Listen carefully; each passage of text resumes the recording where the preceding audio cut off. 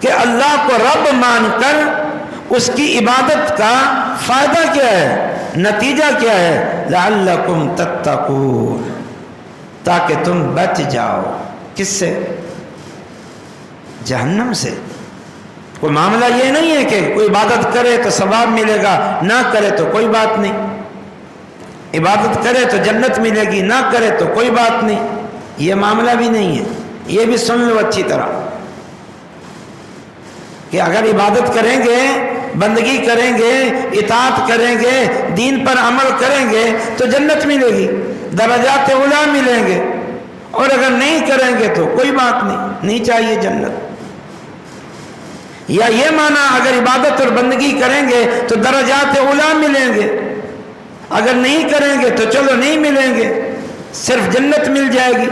اس قسم کے باطل خیالات دلوں میں بیٹھے ہوئے، حالانکہ یہ بھی گھاٹے کا سودا ہے، یہ بھی عقل مندی نہیں ہے۔ دنیا میں ایسے سوچتے ہو کبھی؟ یہ بھی عقل مندی، دانائی نہیں ہے۔ ہر کوئی کماتا ہے، محنت کرتا ہے، کوشش کرتا ہے، یہاں کیوں نہیں کوشش کرتے؟